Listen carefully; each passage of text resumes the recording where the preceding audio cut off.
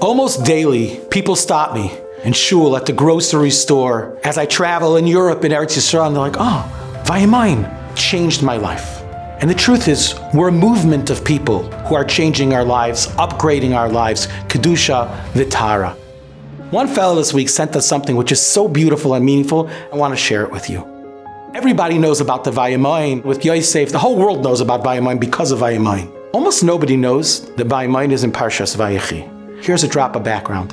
Yaakov Avinu is B'Seif Yamav. He's at the end of his days. He calls Yosef in. He says to Yosef, Re'ai panecha lo pilalti. I never would have dreamed that I would see you. And now not only you, I'm seeing Ephraim and Menashe, Yereim, Ushleimim. I want to give everybody a bracha. Yosef takes his two sons, Menashe the older one, he puts under Yaakov's right hand. Ephraim the younger one, on the Yaakov's left hand. And we all know the famous gesture, Yaakov switches his hands. Yosef says to his father, no, he's the older one. He's the younger one. And then Yaakov says, Vayimaen Yaakov. Yaakov refuses. And he says to Yosef, Yodati b'ni Yodati. I know. Why Vayimaen? How does it fit into this story? So this member of the Vayimaen family shared something magnificent. He said the Torah uses the word Vayimaen whenever somebody does what's not the norm, what's not the expected.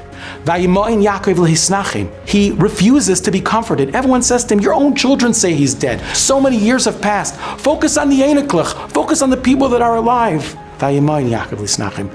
Maybe regular people stop believing, but I'm continuing to believe. In this week's parsha as well, maybe the regular and the norm is to put the right hand on the older one, the left hand on the younger one. Yaakov Avinu says, I am not doing the norm. Yodati b'ni Yodati. I know my son. I have a cheshbon. And then there's our Vayimaen, the Vayimaen of Yosef HaTzadik.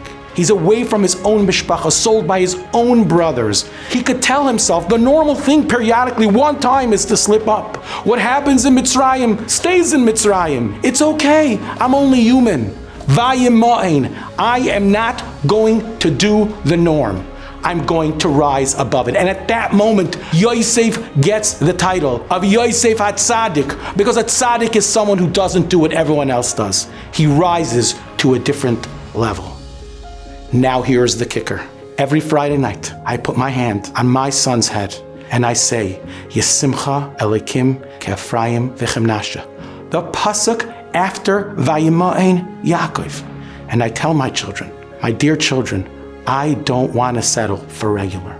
I don't want you to be the norm. Vayimaen Yaakov. I want my child to rise above. I don't just want a child, I want a child that's a tzaddik. And there's no better way to guarantee that Vayimaen than by clinging to the Vayimaen way of life, to rising above in our own Kedusha, our own Tara. And the result is children who are banim ubnei banim, oiskim b'Torah u'b'mitzvos.